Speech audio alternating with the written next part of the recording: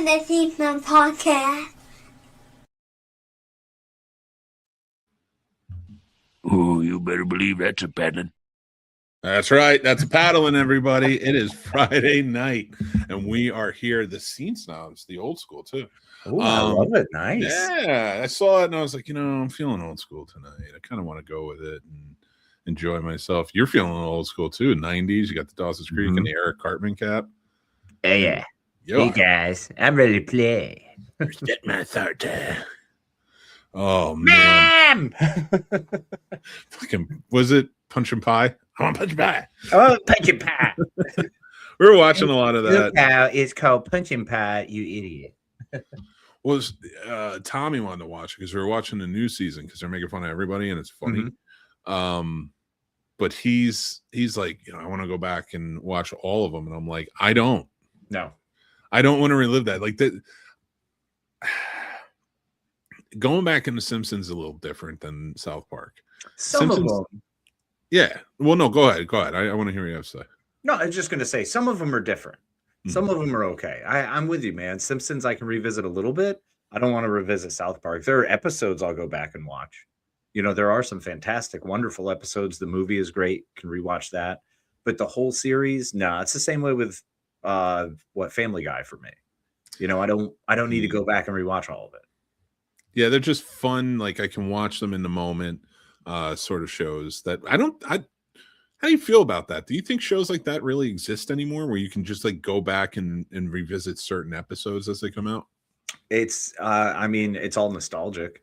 Or if it's not just nostalgia factor, it's like, what am I feeling? What am I in the mood for? Scrubs is one I can go back and, find episodes of. However, Scrubs as an entirety is a wonderful story. Nuts But 1 to 8 is fantastic. I love it. We see growth and aging and then them coming back now. But there aren't those shows as much anymore because it's more expensive. And a lot of stuff won't air those shows like that anymore. So I feel like there aren't many. Although, okay, there are a few honorable mentions now that I think about it. Nora from Queens is actually the Aquafina show. Yeah, that one's got some good stuff. With Kim's Groceries. Yeah, Detroiters definitely has got some ones like that. You can just skip around. There's a couple of them that have kind of snuck through the cracks, but they don't get more than like 2 or 3 seasons. Do you think that only works with comedies, like half-hour comedy type shows? More consistently, yes. Because I know Psych I can do that with. Yeah. And Star Trek, any Star Trek I can do. No, Star Trek. And also if there's a Monster of the Week series, like that show, you can kind of jump in. Like, there's supernatural episodes that I just got River to slowly start. We're dipping toes in. But we dipped a toe with the Scooby episode. That is not a dip of the toe. That's a get in, kid. And that's a baptism by fire. Because you're like, I'm going to lure you in with the Scooby, but they have such an existential crisis in that episode that it's like, I have barely gone to revisit it because it's like, oh my God, when Shaggy's just like, what is this? What am I alive? Or am I not? And like, I'm just like, I don't know that I needed my childhood cartoon to have that much of an existential crisis. That's why I loved it. Velma losing her mind about it. Fred with the whole, I guess nothing matters. What have we done? Nothing matters. I always love a good existential crisis in a movie or TV show. It's always they're always fun, and they did such a good job with that. With Shaggy and Scooby just like cuddling, gripping to each other, clinging to each other because they're like ghosts are real. God, it is wild too. Like anytime a show gets meta too. And really points this stuff out. That's when I feel like it works the most if you have a show that does that. Agreed. Arrested Development was good for that too. Arrested Development's great. And in fact, that's another one I can pop in for an episode or two and pop out of. And I don't need the whole story. There's always money in the banana stand. We know. I like that. The other one, there was that show that Will Arnett did where he was doing the like Murder Street or Murderville. The improving the murder. Yeah. Everybody except the star has the script. Yep. I love that, man. That was so much fun. And I've also really been loving Jury Duty. I don't know if you're familiar with this show. I saw the first one with James Marsden. Yes, which was amazing. The first season was so good, and Marsden kills it. And the fact that I don't want to ruin anything for people who haven't seen it, please go see it. Spoiler, the guy is a sweetheart. And the fact that he is the nicest human being on earth made it kind of like, how are we going to do season 2? How do you even follow that up? And they've done a fantastic job. I'm 3 episodes in, love it. It's like someone who's not in on the joke. I like the angle they took for season 2 as well. Yeah, they did like it's a completely different thing. It's not another jury duty because people are going to figure that out. Yeah, they're going to figure it out, and also you can't top that. Yeah. First one was utterly perfect. When you get the stars who are supposed to be messing with this guy starting to defend him, they're like, no, we like him. We don't want to do that. Like the one girl who was supposed to like mess with him and break his heart, she legitimately went back there and was like, no, I don't want to hurt this guy. I don't want to mess with this guy. He's too nice. Yeah, stuff like that. Remember that Average Joe show back in the day that they came out? I didn't watch it, but I knew, like, I watched the end to see what happened. Sure, it's always fun to see how it plays out. Yeah. I give a fuck about reality TV, but like to see how it all sort of plays out. Like, to me, the jury duties and stuff like that are, I guess you can call them an offshoot of reality TV under that banner. But I put them more in like the focus of Candid Camera, the prank shows, stuff like that. Like Which there's an argument that those are real, reality TV as well. But I think that's like their subgenres exist. Mm-hmm. Yeah, that's and fair. Everything. Yeah. Like, to me, that's a the prank show is a subgenre. Like, to me, prank shows existed before the genre of reality TV existed. Oh, absolutely, they did 100%. It was just a comedy show or real life comedy, or real life interactive comedy, whatever you would call it, slice of life comedy. Yeah, like, I mean, honestly, like the prank show stuff like that were what reality TV was versus when we got the Real World, and then every craptastic version of that since. Especially the one with the fucking idiot Kardashians. Yeah, I mean Kardashians, sorry, I don't want to get sued. I don't know which one I'm has pretty sure on their head. I'm pretty sure they're the ones who are fighting, Bajorans and Picard. You're right. Kardashians are the way to go. Bingo. What is his name? My favorite, Andrew Robinson's character, Gallic. Oh, Garrick. Yeah, Garrick the Tailor.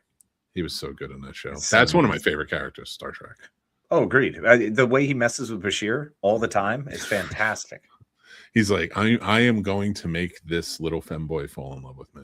Oh, absolutely. I mean, and he pulls out the best line at the end. He's like, well, they weren't all lies, were they? And he's like, everything. Every single thing, boy. And the messed up part about that whole thing is that dude went through eugenic what was it, like the eugenic augmentation changes and stuff. Yeah, the augmentations. Yeah. But but he did it to become smarter. He did it to become like all of these things elevated, and he still couldn't figure out Garrick. Well, that's the joy, because he is that smart. But mind you, he even brings that up. That's all book smart. That he is able to learn everything and anything in rapid succession and able to put it to use. He just he can't figure people out. He can't human well. Listen, he and O'Brien figured it out real fast. Well, I mean, that even took time. It just took some darts and pints to finally get. And the holodeck, come on. Yeah. Well, the holodeck, the best part of their holodeck adventures is the fact that we never saw a single one of them. They just talk about them, like the Battle of Britain. They talk about the most ridiculous stuff, and it's like, you were doing what? It is wild. I love it. I will say, I found a new TV show this past week or so. And it's only 8 episodes, and it's based on one of our favorite movies. Okay. As kids, and that's The Burbs. Oh, buddy. Yeah. I was addicted to it.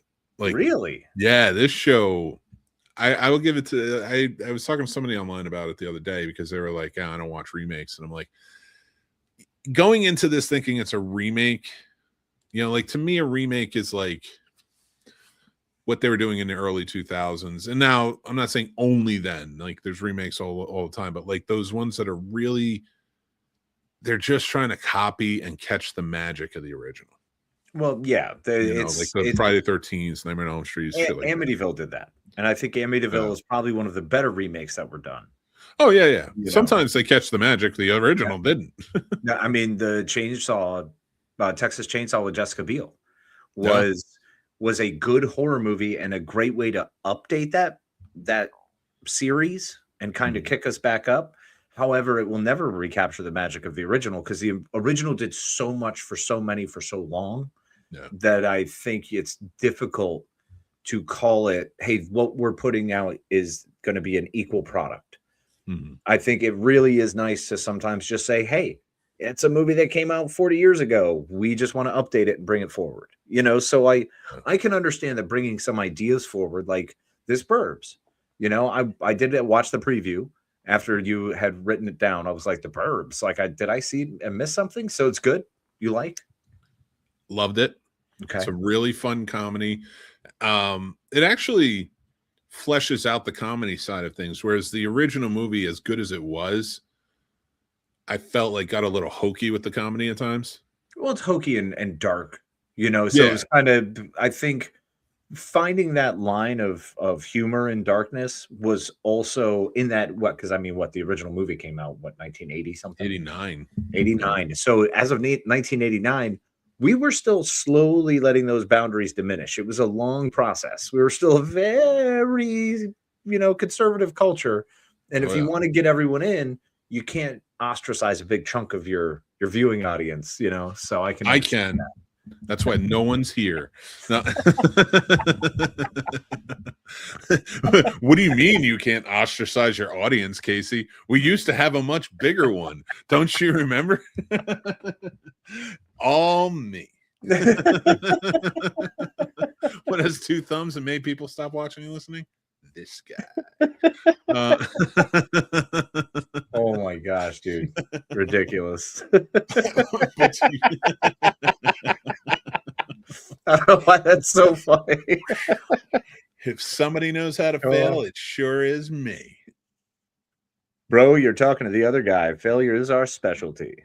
I feel like if a sinkhole opened up and we didn't jump in, we'd be doing the world a disservice. No, see, I disagree with that. There always has to be someone that people can mock and belittle. And we're at that bottom of the pile, bro. And no, nobody's mocking me. I like, come on. We're standing up against the wall. The world's mocking us. What do you think I'm doing? Taking it? Yeah. No. No. Jaws are being rewired shut that night.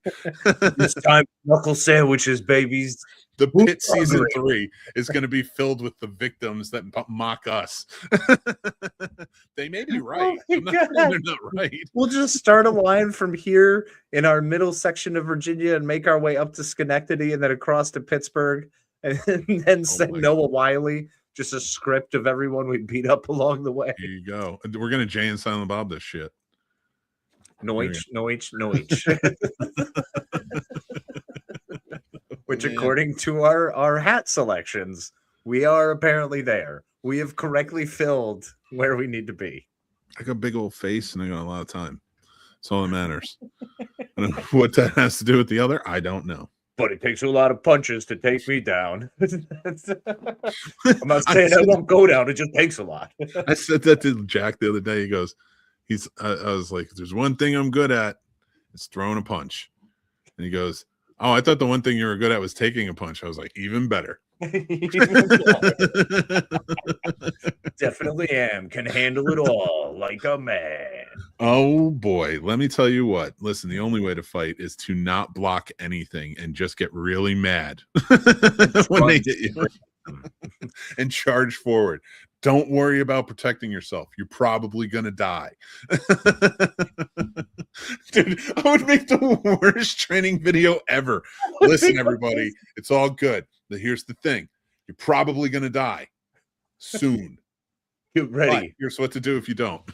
From mixed montage. And then we just create your workout video and your training video. Like, hey guys, if you're a hammer, everything's a nail. And if you get hammered, it's easier to nail. Right, this is podcasting 101 with Mick. First things first, you're probably gonna die.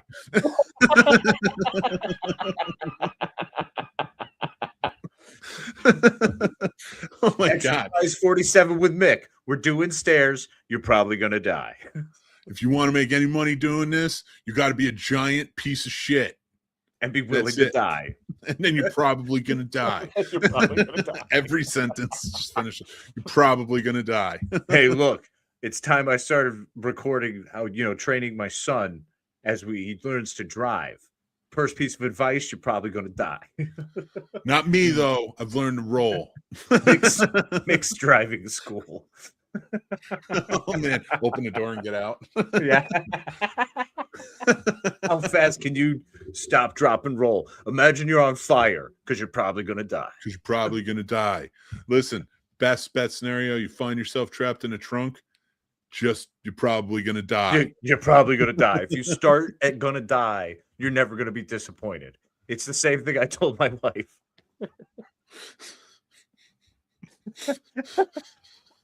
Here's what you do when you're stuck in a trunk. Get down real low. Get your feet up and push. Just keep pushing. Now, it helps if you're 500 pounds. If you're 100... Because let's see. This is me getting out of the trunk. You just easily pop it right open. You get out. You're like, I got it. And then here's Casey. All you hear is me inside the trunk going, oh, my God. It's funny because I got to a point, how they say burn the boats?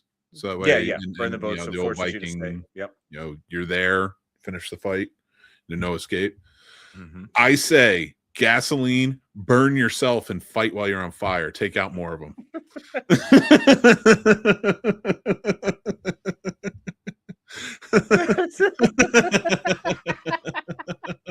I don't know what it is, but flaming people have absolutely been on. It's been a hit this week. There's been like two other shows I saw where people randomly lit on fire and ran through somewhere. It was great. And then I was watching Scrubs. On the latest episode of Scrubs, they're describing Carla like going through menopause and having the hot flash, and she just lights on fire and runs down the hall. I know, it was so good. I almost spit out my drink. I was just sitting here having dinner, drinking water because I'm trying to be a better human and take care of my body, and all of a sudden I just That's a fucking stunt to pull off, though, especially on a closed set. Yep, that's wild. And hey, good on him. It was funny. It was a really funny bit. My God. It was such a weird cut though, because it goes from her to clearly a guy in a wig. Yes, and I was okay with it because that's a traditional Scrubs cut, man. Oh yeah. If they do anything, like they just accept that. Hey, this is movie magic. If you don't disbelieve, you'll see.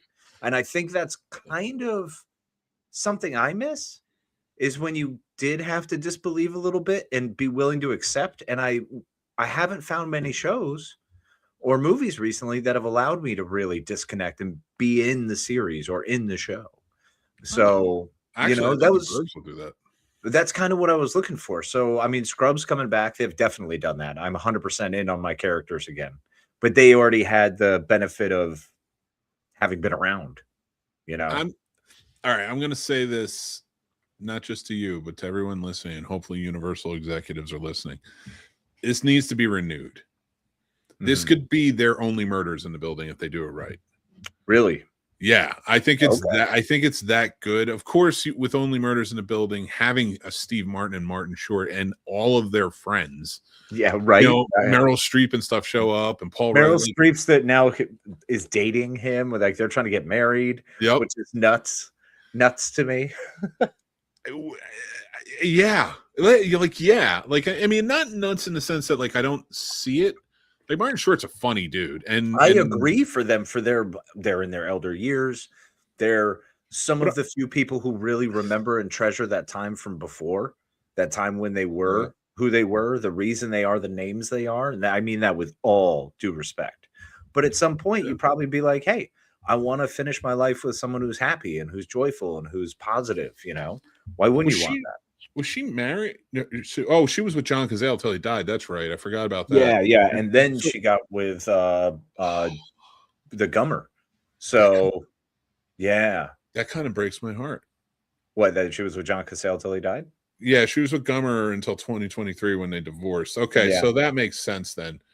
Oh wow, yeah, she was she married Gummer like right after John Cazale died. Oh yeah, like it's like yeah. Jesus. Well, I mean that's how I went to school with Mamie, and my sister went to school with I can't remember her Grace. I think it was Grace Gummer. I don't know. I know at least one of them's an actor. Yeah, Mamie. Yeah, she's she did The Lifeguard with Kristen Bell. I actually really enjoy that movie. It's messed up. It's not a popular movie, but it's a good movie. Like it's along the lines of Garden State, just less happy.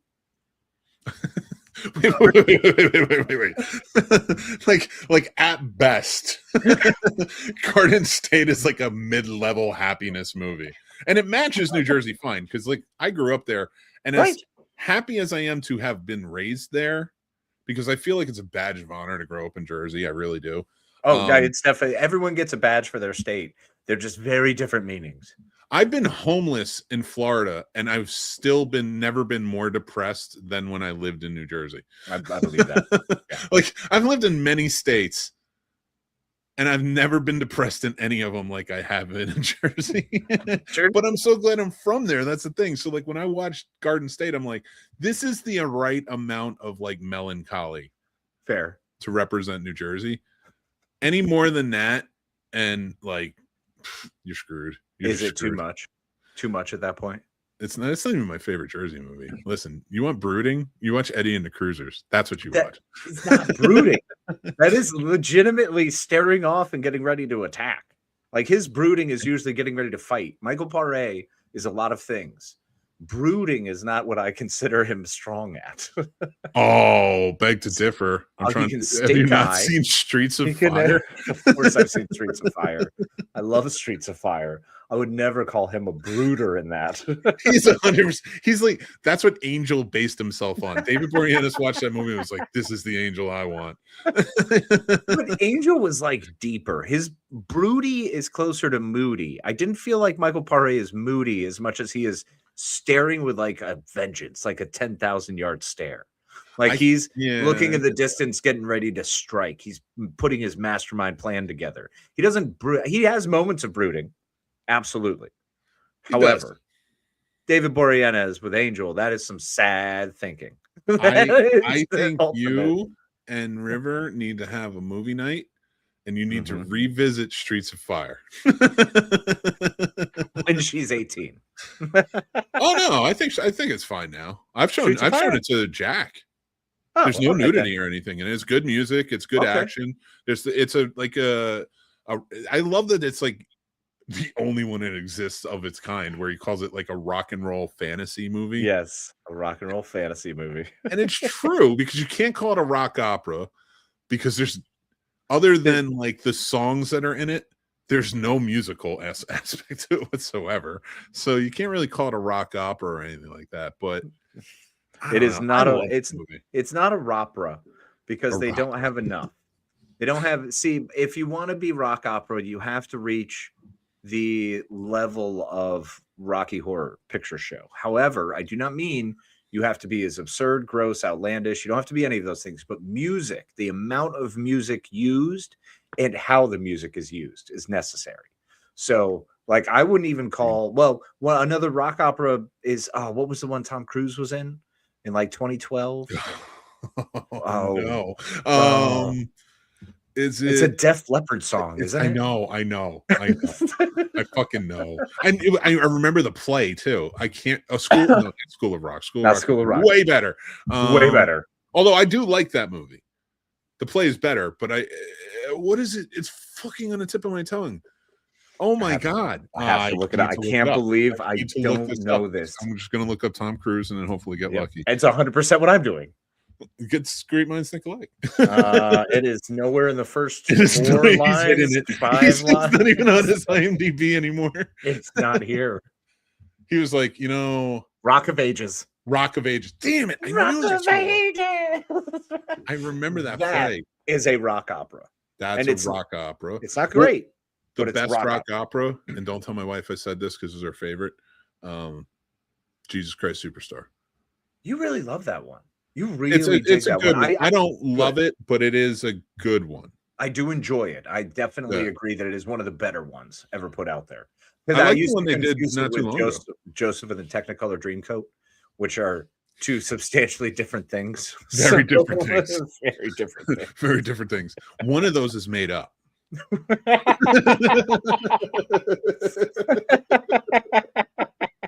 Poor Jesus on Good Friday. Poor Man, Jesus. he died for our sins. Today.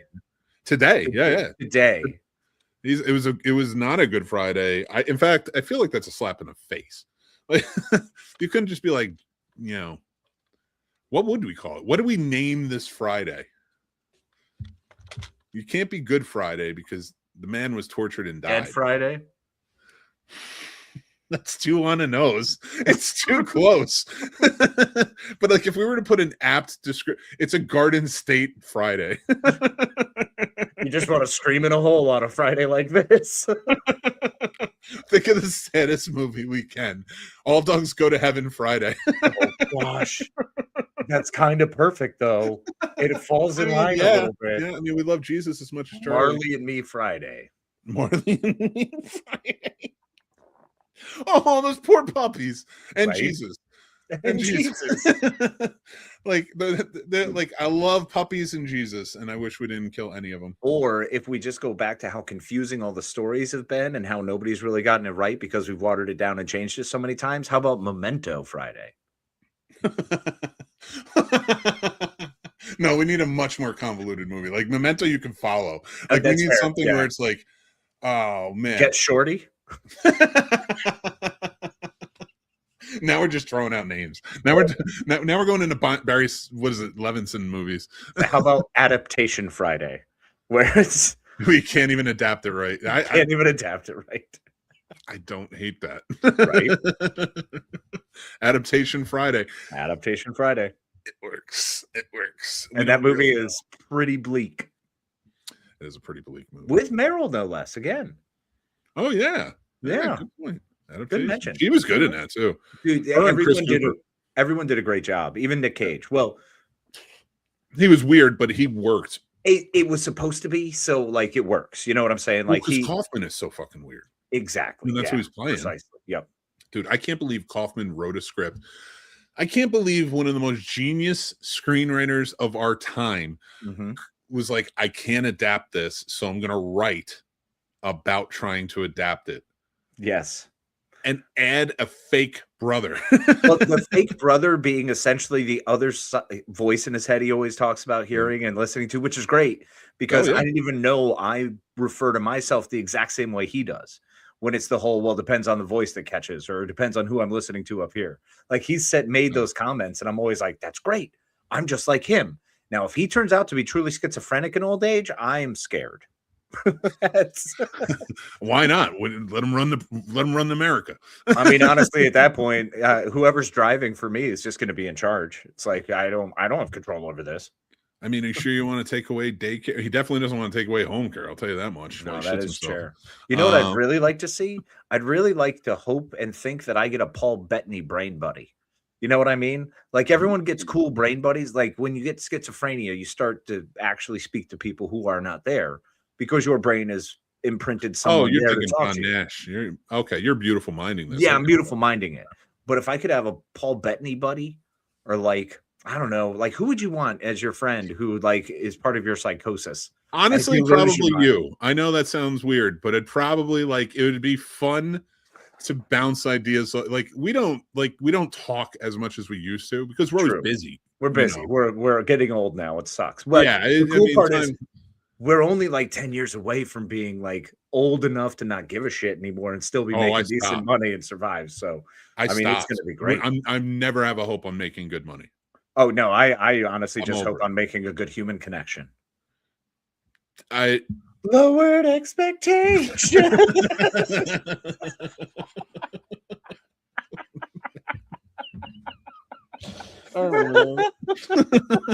Matt TV with the save.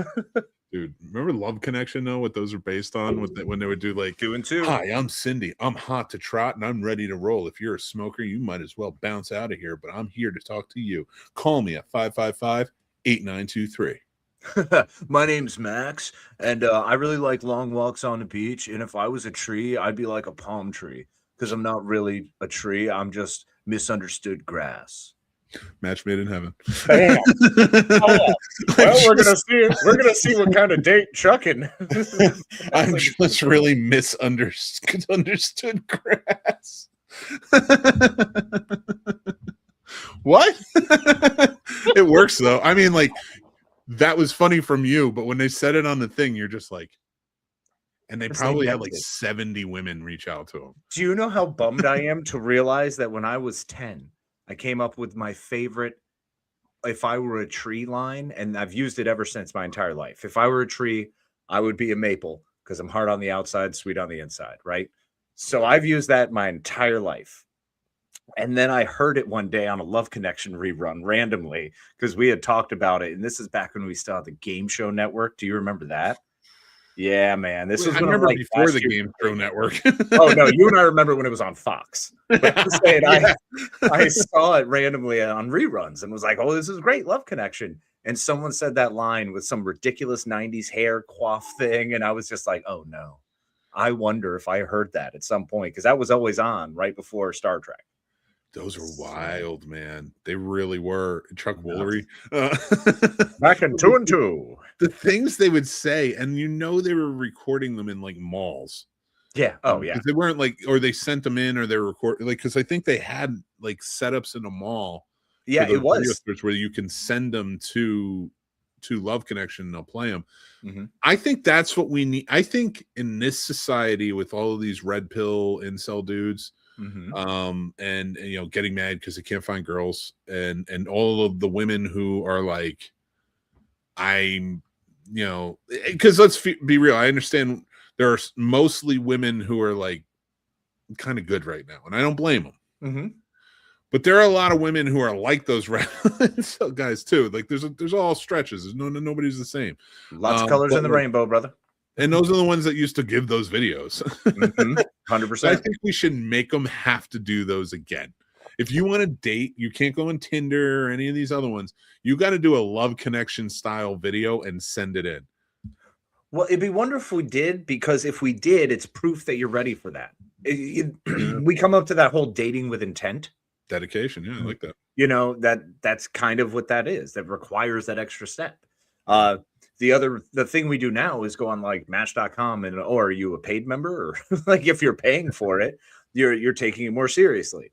But if we did the whole go back and make a video, like I want a casting video. I want to do my Survivor casting video and then make 2 cuts of it and turn one of them into a dating video, one of them into a Survivor video.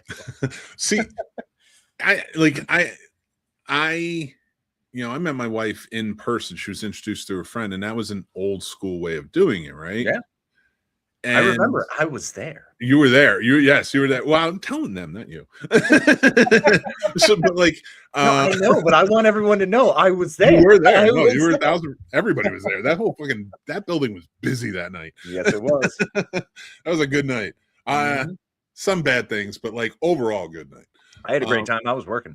Yeah, that's true. I just getting tired of people telling me to like break up fights. It's like, I don't want to anymore. Leave me alone. I don't work here.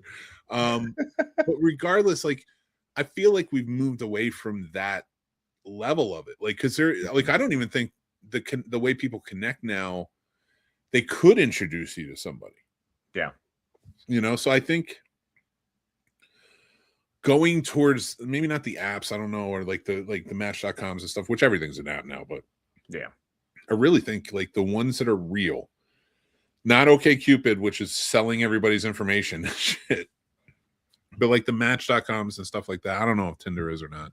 I can't tell you which is which, because I think the reason I met my wife that way is because I gave up by that point. Oh, I remember. You I was did, like, but you were still around. You just were like, you know what? Oh yeah, no. When I say gave up, I don't mean like, oh, I am done. No, I'm just gonna hook up. That's it. That's my life from now on. I'm just gonna hook up from here on till. I remember our conversation about it, which made me very happy about all of that. When you were like, I'm just gonna hook up. I'm done with this. I'm not trying to be in a serious relationship anymore. And I was like, yeah, man, Do it. That's the way you should go.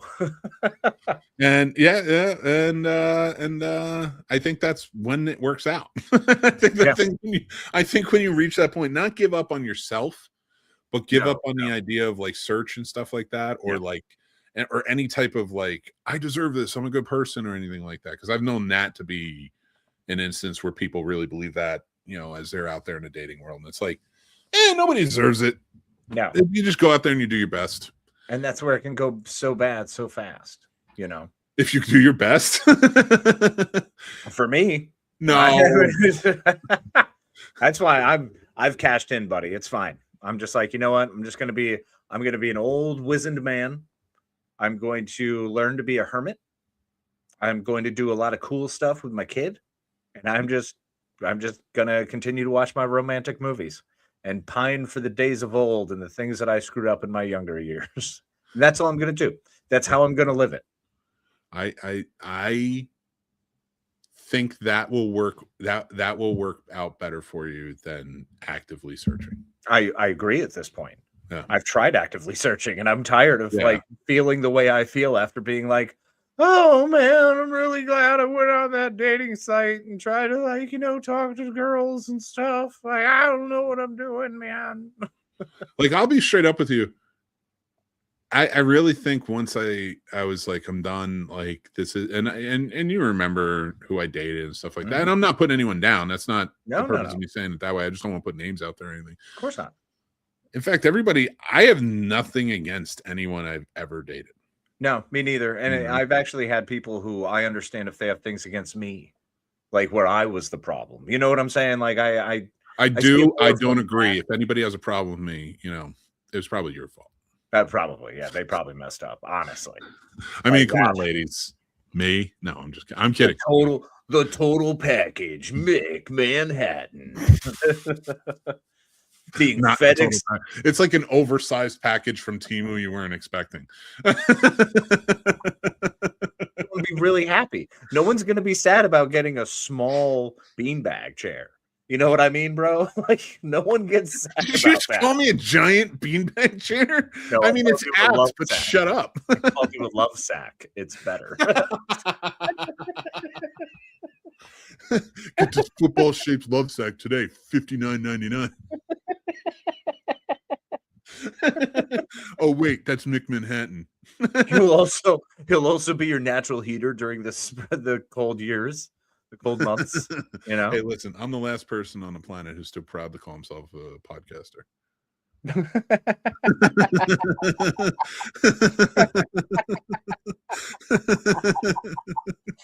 I mean, I do the same thing when people are like, oh, so you have, because I'll tell them about the podcast, and they're like, "You're a podcaster?" I'm like, "No, I'm on a podcast."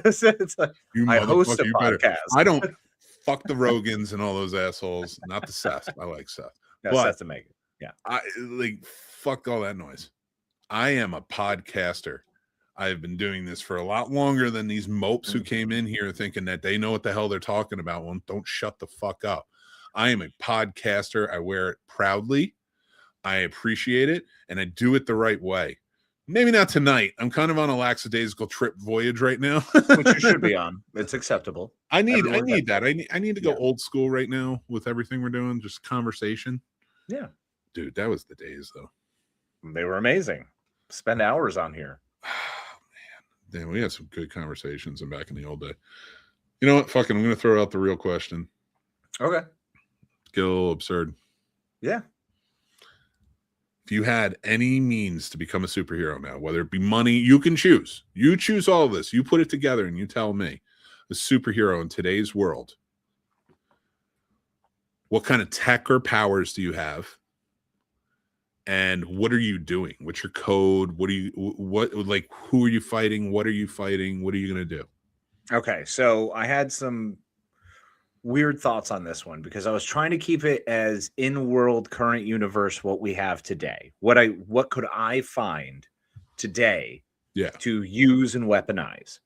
So I went with nanobot technology. Okay. I figured with AI the way we have it, I could absolutely go to someone who got kicked out of MIT, someone else who dropped out of MIT, and someone who was paid to leave MIT early and then it bit them in the ass 30 years later because they have no life plan or degree. So I would get a bunch of really bitter scientists together. That's what I would choose. That's my resource. And I would get them because there's plenty of data scientists out there who are out of work. There's mechanical engineers who are out of work, and there's a boatload of computer programmers out of work. And especially, okay, what are you, the Flash? Yes, You're building a team. Exactly, man. So, and we're gonna be in Star City. So doesn't exist. Pick a new one. it's actually Worcester, Massachusetts, but I'm gonna call it Star City because I don't want everyone knowing we're in Worcester. So, oh my God, here we go. And I don't need 1,000 versions of Worcestershire. It's not right. It's Worcester. So is it Worcester? It's Worcester. Yeah. Oh, all right. Worcester, Mass. So spell it right next time. Stop putting R's in front of shit. Just you can't say the R doesn't mean you need to put it in every word. Why don't you go wash some laundry then, huh? What's up with Okay, you want to go park the car? Come on. Yo, you want to put a coffee? Fine, that makes sense. Shut up. You still know what I'm saying. You can't drop a whole R. I'm gonna park. I can't even do it right because you guys. I'm gonna go park the car, and we're gonna go to the yard, and then we're gonna play a round of ball, and we're gonna go hang out and enjoy ourselves. All right. Oh, we all know what trick ass bitch. But that's so I'm getting them together so I can build a suit of armor so that I can actually just go straight up against all of the billionaires. Like, and how, I don't though? mean Like, what do you do? Well, I'm just going to intercept shipments. I'm going to be a terrible vigilante bad guy. Okay. I mean, nowadays a superhero isn't the hero that we think they are, or the hero we need. And the hero we need is not necessarily on the side everyone thinks they are. So maybe they're going to do some weird stuff, and they're going to go to other nations and give them technology that they need so they can start moving forward and progressing. And maybe we can slow some of the killing of everywhere and everyone, because if we can move ourselves into a post-scarcity world where everyone is able to live with a home and food and fresh water and means of transportation and work, then we're good. Life is good. So that's all I want to do is connect the world. And I want to do the weird villainous thing of bringing everyone together and closer to globalization. What? There's so many evil words you use, but at the same time is like, but it sounds nice. Well, of course it does, because it sounds nice to the people who are going to be affected by it, which is actually the greater number of all human beings on Earth. But for the 1,500 people that are in extreme power and hold a lot of that money, they're not going to be happy about that. That takes away their market. It takes away all of the people to buy the things. All their consumers would be gone. Yeah, I thought about this one in the shower. And first off, you did. Yeah, I did. First off, I was like, man, I wish I had Superman's powers. And then I immediately thought about it, and I was like, I don't care how much integrity I try to have, I would slip up and kill someone. 1,000%. Like I 1,000%, you are right, because somebody would do something, and then I'm like, Omni-Man. And it's like, no. Oh, I would. I know why I'm not allowed to have powers. I used to think I wanted to be invisible. Then I legitimately sat with myself about what I would do with invisibility, and I shouldn't be allowed to be invisible. See, I don't know what it is, dude. Maybe I'm wired wrong or something, but like invisibility, it never crossed my mind to go and spy on girls. Oh, I don't even mean that. I mean just be voyeuristic towards everyone. That's always what happens. You know what I mean? Well, like, of course, but that's where you go. My invisibility, and I think you can vouch for this. My invisibility powers would come about to just scare some people. Oh, that's exactly what it would start as, and we'd scare everyone. Everyone. Oh, yeah. No, I ain't going anywhere though. Fuck that noise. Well, I could use invisibility quite a bit, especially with like all the wrongs in the world. I don't know that I'd want to. Maybe I'd want to teleport. See, teleport's always the winner. That's why the only reason I went with outside of teleport would be great, because it would be instantly traveling, doing everything. However, with the programmable nanobot suit, I can Tony Stark it and give people what they need right there, building it off of me. You know what I mean? Create the machine, whatever they require, and then I can fly back to home base, rebuild more nanobots, and then head back out and replicate as You're needed. a thin guy, though. Those boosters that make you fly or work. Mine would just be like, like fall back down. You just make bigger boosters. You would have like something like Groove from Despicable Me on your back, a giant engine. There would be so much missing aerodynamics on that suit that I would be, God forbid, I'd end up like the Challenger situation, like 4 feet off the air. Like that would be my situation. Like it'd just blow up because it'd be like, nah, this don't work. Nah. The nanobots would quit. They'd be like, nah, dude. They actually just turn into a hovercraft, and you just are always like 2 feet over the ground. That's your max limit. Well, Spider-Man's out. I can't wear that suit. No. Who am I, Bradley Cooper? Calm down. Absolutely not. You know what you could do? You could be Venom, though. No, he's too thin. Oh, are you kidding me? It's the symbiote. What's a Venom for only like fat things? Well, yeah, That one would of the be my name. symbiotes. Yeah. my name would be Cholesterol. Cholesterol. I'm hungry. I'm hungry. I am hungry, Eddie. Eddie, I need to eat. Where are the Tony brains? Todd. I loved you. Yeah, dude. Eddie. I don't know. Teleporting would probably work. You know what I'd want? I don't know that I'd want the ability to teleport as much as like open a doorway like the TVA or like Picard had. Yeah. That would be kind of cool because you can then I can program it to go anywhere. You could be like Magic with that. Although I guess Magic only really travels through limbo. But yeah, I know what you're talking about. TVA would be dope where you could actually channel where you want to go or open doors and be like, all right, so-and-so, you got to go through there and do work. You'd be great as a coordinator, perhaps, for me in my suit. Oh, can I be your Jarvis? That would be so awesome. I'm down. Oh, that would be cool. That's cool. Another Paul Bettany to talk to. Yes. I'm You just got getting your Paul all the Bettany. Bettnys. I'm getting all the Bettnys, baby. I want my Wimbledon Paul Bettany. I need the accused Paul Bettany. Dude. Oh, you know what though? That would be awesome to be able to. You know what? This would be so bad. I would 1,000%. It wouldn't work on the stupid one, but on JD Vance, Yeah. I would 1,000% pull A Christmas Carol. Yes. Right? Yes. Dude, I would get actors in place and I'd be like, okay, we have teleportation. Here's what we're going to do. We are going to make this guy think that he's being haunted by 3 ghosts, and we're going to see if we can change him into a good person. And if we can't, we try with someone. Well, not Mike Johnson. Fuck that guy. No, but I would 100% be down because I can like start off in like, well, no, the suit would have to be Ghost of Future. So I've got Ghost of Future locked in. You're going to have to be the first one, Ghost of Christmas Past. You just dressed up like a giant candle. Yes. You're book accurate. I make you be book accurate. Make me book accurate. Yeah, we all know who I am. I mean, come on. Come on in and get to know me better, man.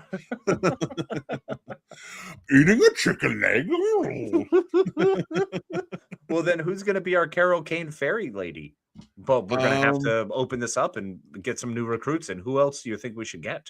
Fucking, let's go old school and get Billy. I'm in. We could do that. Absolutely. No, Billy plays Death. But yeah, he'd have to play Death because he's dying faster than any of us. So. Oh no, I didn't mean it like that. Oh, of course not. Neither did I. With the words I just said. Yeah, but you can say it. I can't. Yeah, that's valid. He's the only third person I can think of in the podcasting realm. No, there's got to be some girls because I want Carol Kane. I want somebody who's going to fly. Carol Kane was the Ghost of Christmas Presents. Yeah, because you're past. No. He was the candle. It was Jiminy Cricket in the Mickey Christmas Carol one. Was past? In Scrooged, it was the cab driver. Right. I remember it was a cab driver in that, but I'm pretty sure in Mickey's Christmas Carol, it was the big guy who was like, come in and get to know me better. That was the standard look from the book. Oh. That's why you see that type of guy, that look in most of the movies and such. Okay, gotcha. Yeah, because he's like Father Christmas, who then withers away and dies. Yeah. Because it's the candle, that, and then death.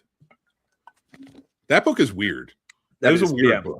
It's a long one too. It's really long for what you get through. And also, let me just say, Charles Dickens was so hooked on those Marley brothers. Like whatever he had going on with them and whatever dealings he had, he did not like them. That was it's funny when you see people clearly talking shit about something or somebody. Mm-hmm. Like a business they work for or something in a movie. Oh yeah. Yep. Always. I just watched a movie today. I haven't reviewed it yet, but Pizza movie. It's on Hulu. Okay. Just check it out. All I think you like it's a stoner movie. Fun. I'm down. And you rang. Insanely absurd. Okay.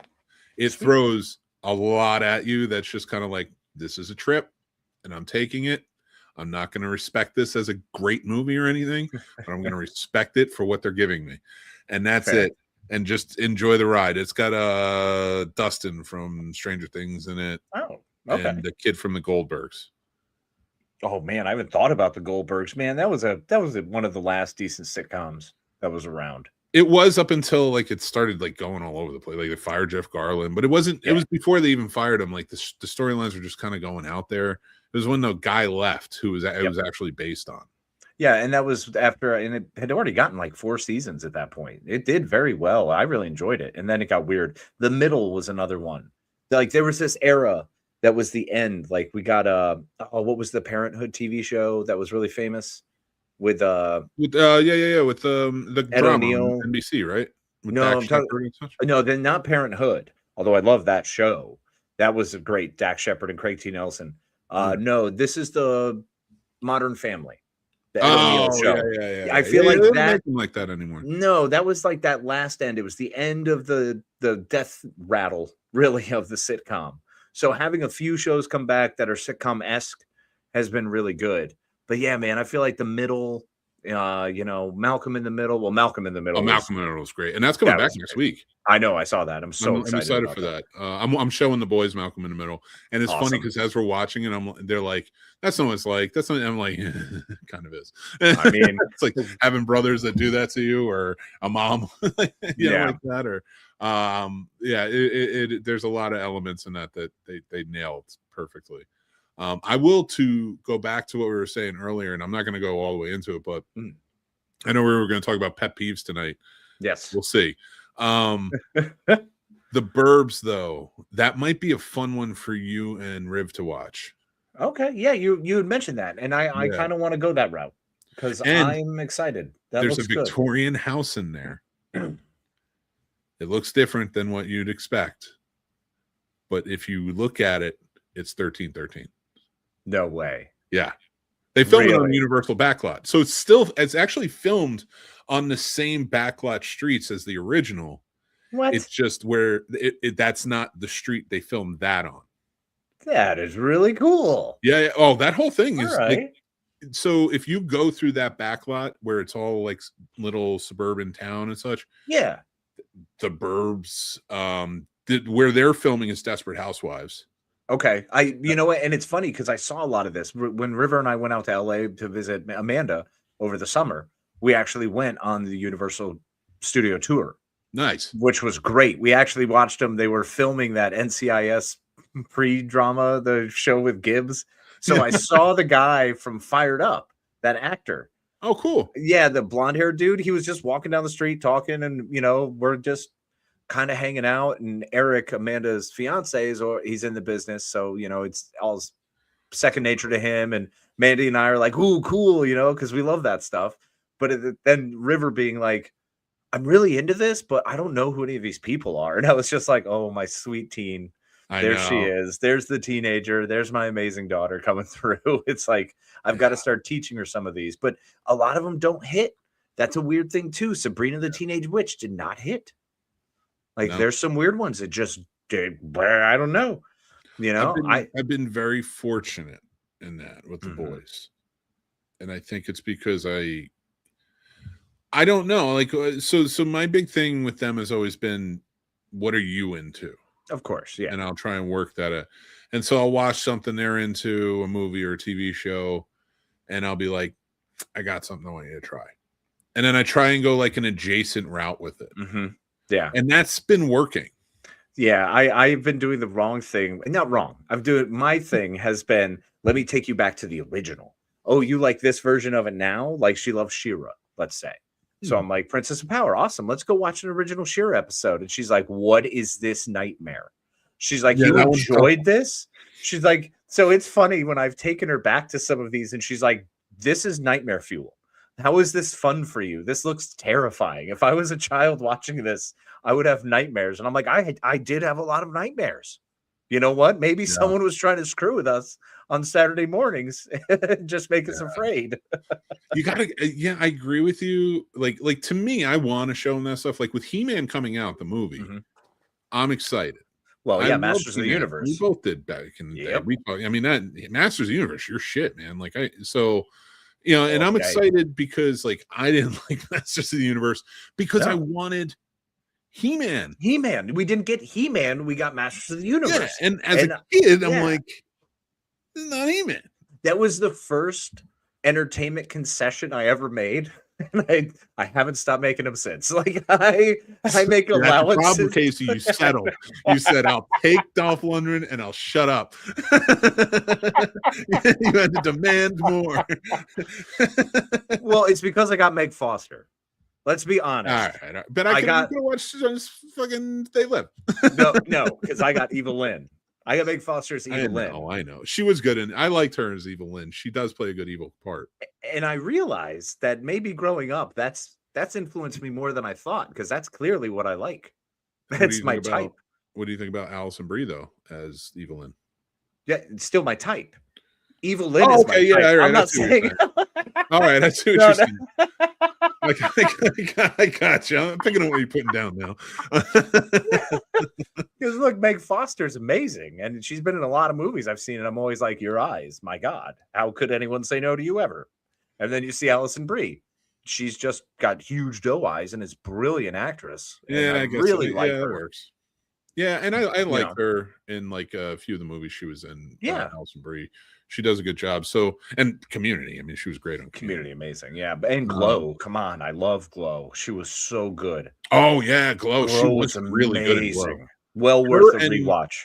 Was it Betty Gilpin? Betty Gilpin, buddy. Yeah. Yes, sir. You want to watch a great show with Betty Gilpin? Always. It's the one where she plays a nun and she's taking on an AI. It's pretty apt to today. It's on Peacock, or it was. It only got one season, and she takes on this journey for Jesus, and they play that off really well. It's not done weird or dumb. I can't think of the name of it at the moment, but it's she takes on this AI element in the world that's taking people over. Really? And it's comedic, but also has poignant moments. She does such a great job in it. And I was mad it didn't come back because I was like, this is an original, different show that actually like. Oh, Mrs. Davis. Yes. Yeah. That looks great. Yeah. I'm absolutely. Dude, I'm telling you, you'll love that one too. Great. I'm stoked for that. Oh man, I forgot Betty Gilpin. That one might be more for you than for Riv. What? Oh, Mrs. Davis? Yeah. But like The Burbs works. Okay. Yeah, The Burbs, I'm down. Yeah, because The Burbs is fun. Keke Palmer is great. She plays a similar part to Tom Hanks' character, not the same character. It's all different characters. Julia Duffy's in it? Yeah, she's great. She's one of the stars. The whole cast is great. Yeah, this is a great cast. But each episode is going to have you like, I wonder what's happening. Like me and Mary are looking at each other like, what do you think is going to happen? Like, are they going to do this? You know, like I love when we can really get into procedural. This isn't really a procedural, but like those type of, you are trying to guess the killer too. Yes. Or the mystery or whatever. Yep. It just makes for fun conversation. It does. I like things that inspire conversation.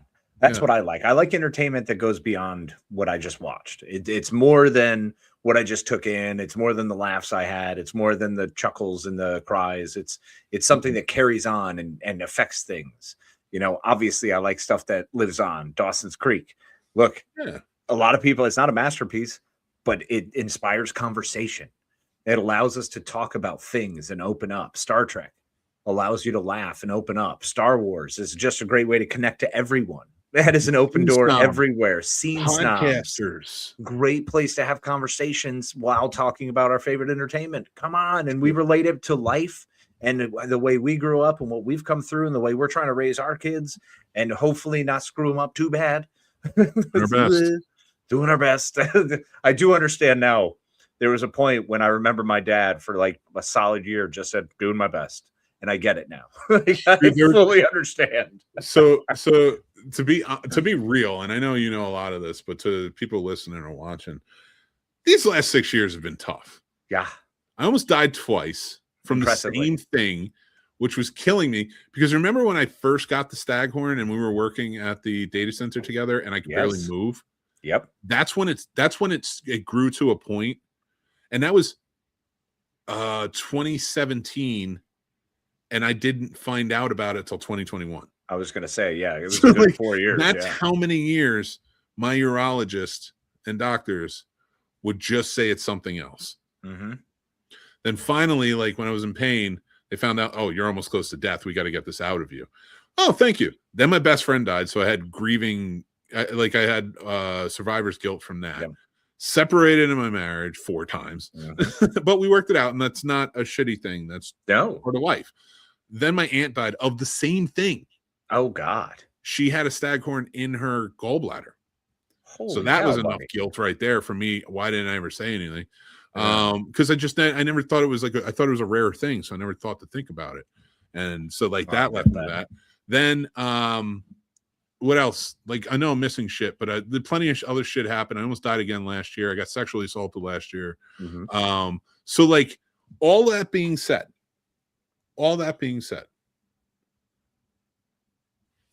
you want to listen to my podcast?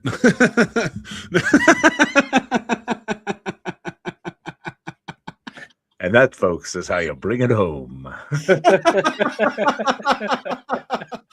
You know what it was? I bailed last minute because I was like, this is funnier. I shouldn't have done that because there's a point to it all. But like it was funnier, and you know me. So well, I know, but that's the unfortunate part is we have 90% of a great point that we both make, and then there's either something funnier or squirrel. It's one of the two. No, that wasn't a squirrel moment. I actively chose to go down that hallway. You absolutely did.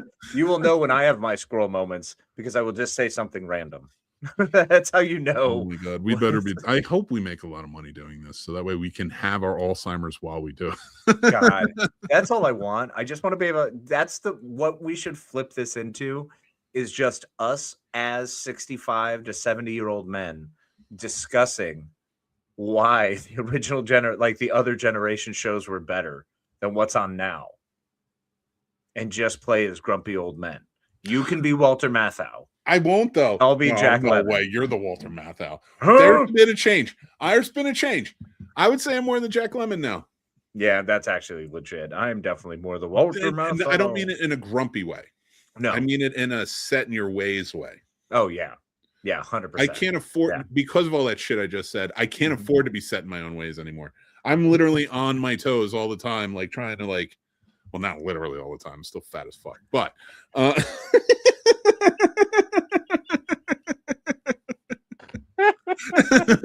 I mean, my toesies have a little bit of problem. I just had a wound that I had for 2 years open, finally closed this week. Hey, I that's went great. to the wound center again, and they looked at it and they were like, "It's finally closed." I got that shit in either 2022 or 2023. That's how long ago it was. I can't remember exactly which summer. And now it's gone. Well, not gone. I have very bad discoloration on my leg. Fair. But it's not open anymore because it was infected like the whole time. Oh my God, buddy. Yeah. Jeez. And it wasn't that I wasn't taking care of it. No, I'm aware you do take care of yourself. You're not a complete nightmare human that you sometimes try to be. I did everything, but they were finally like, yeah, you're good. I will tell you this though, to kind of go off on another little tangent because you reminded me of Dawson's Creek. I love tangerines. That's what this fucking show is. That's what the show is. It's the Tangerine Day. I love tangerines. I love tangerines. That's the new shirt. That's the new shirt. Scene Right there. Snobs, I love tangerines. Oh my god, I love tangerines, and it's gonna be it's gonna be in tangerine color font on a tangerine color shirt. That's what it has to be. When ADD, It's there, but you got to really look. I got another one for you. Another one we can make too is just be like, I want to be a palm tree, the best grass around. The best grass around. Why would it get the shirt? It doesn't make any sense. That's what we do here. We find out the old font from Love Connection and do it in that font. Because I remember it had like the 3-layered, like it was like light blue, light pink, and white. Had to be, yeah. Yeah. All right. Fuck, now you're making me look for it. Connection font. Man, you know what? I know I was joking about this before, and I have done this at length for most of my life because I always loved Paul Bettany. But when I honestly now, years later, because I loved him in The Reckoning 2003 and Knight's Tale 2001, he was one of my favorite actors for a very long time. And now to see the fullness of his career, dude, he may quietly be one of my top 5 all-time actors. That's not a bad move to make. No, I love Paul Bettany. Master and Commander, he was fantastic. Da Vinci Code, he was the weird albino guy. You know, he was in The Tourist, which was terrible, but he was a fun FBI agent. I'm not going to pick on you because I never try to ask you for more than you're willing to do. Yeah. But I'm telling you, it would be really interesting for you to review, like just watch some of these old history movies and review them and talk about like what was real versus what wasn't real, like Master and Commander or fucking Malcolm X or you know, all like these old like type of like biopics, but maybe not just biopics, but like period pieces. It would be easier to start with biopics, though. You know, let me write that down because just to give it a ride, because biopics are usually there's bigger points of like this was clearly incorrect. You know what I mean? Or this was an anecdote about their life that somehow made it into the when the legend is bigger than the story, you print the legend, right? You know, we are all slaves to William Randolph Hearst. So and don't overthink it. Do what I do. Talk into the camera. I did like 15 fucking. I can cut shit into it if you need it, but don't overthink it. But like, start with the Bridge on the River Kwai. Okay. Because I would love to know, because I've always heard conflicting stories about that. You know, like the men who were working on it were like, we weren't trying to build it good. We weren't all like in place, ready to go. That was the joy of that. Yeah. I mean, if anything, that movie should have been filmed the way it actually is and then shown in schools today as to why Americans are such a pain in the ass to everyone else. Well, because we are. We're fucking stubborn. Yeah, we're stubborn and we're jerks, and you can tell us we're wrong, but we're not going to back down. And in fact, you're probably going to have to kill us to get us to stop. Oh yeah, 1,000%. Like I'm a guy who tries to pride himself on saying he's wrong. I may not like to, maybe through gritting teeth, but I'm trying to like be like, yeah, I was wrong. Sorry, you know. That's fair. I can attest to that. But I am Irish someone. See, I'm on the other end of that, where usually for me being wrong just means I get to learn something. It's an opportunity. So like whenever I screw up, it's like, okay, I have the pride that pushes back at first, like, oh no, screw you. However, you give me 24 hours to sit and think about it because I overthink everything all the time. Yeah. Believe me, those gears are going to catch on and go, oh, I see. Perhaps when I make this face and say mean things, it doesn't come across great. When I'm being short with people who I love and genuinely care about me, it's probably not the best route to take. It's not the best avenue.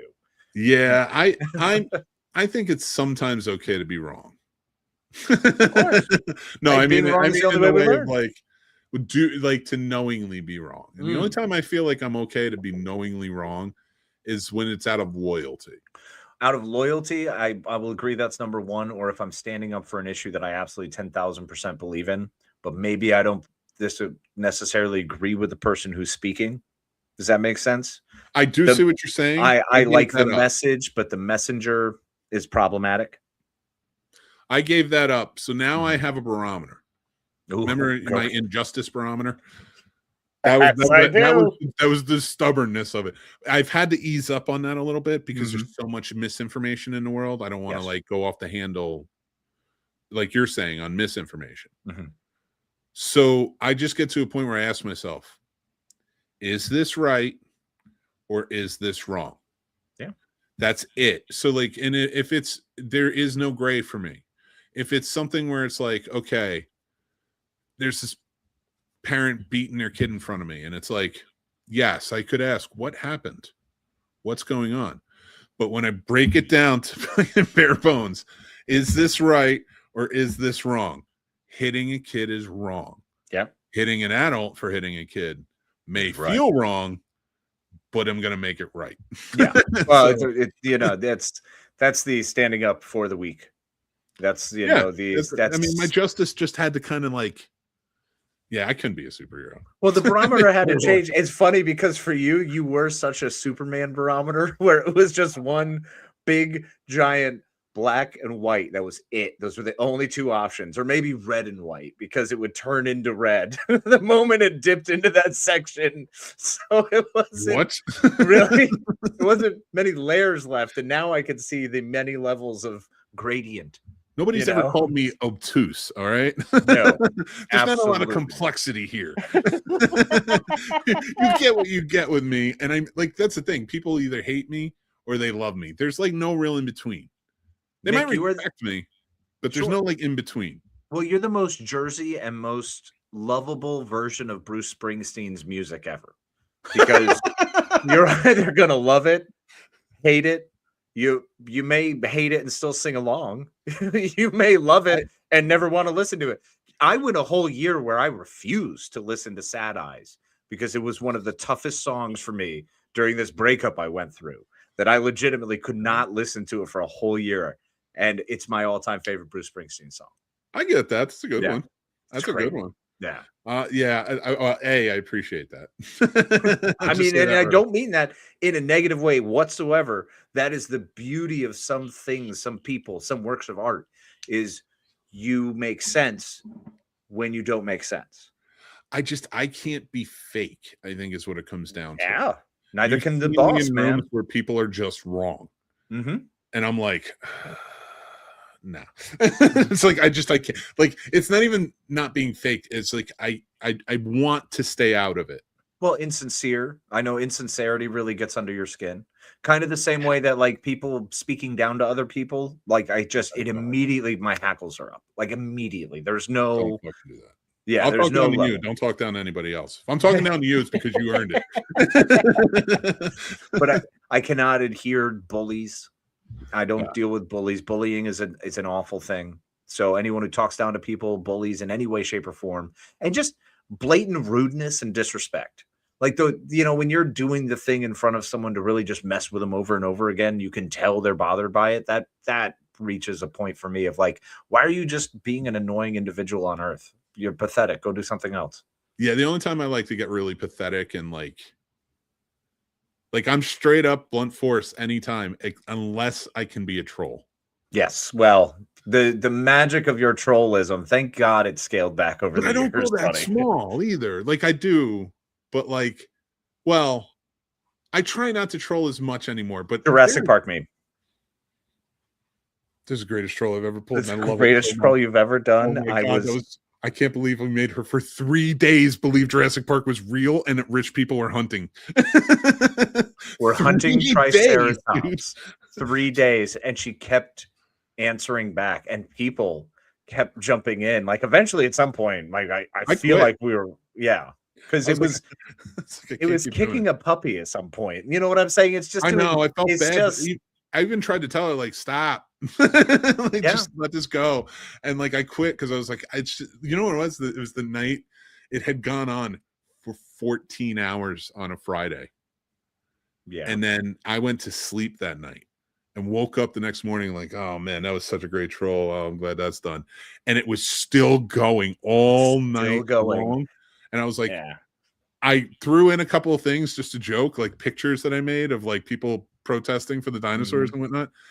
And then I just left it alone. And then that like Saturday night, I think I came out to the bar to see you, and I looked and I was like, it's still going. It's still going. It's still going. And then that Sunday and everything, and I'm just like, stop. Well, I just remember cracking up because I was like, there's no way. I was like, 24 hours has to be enough.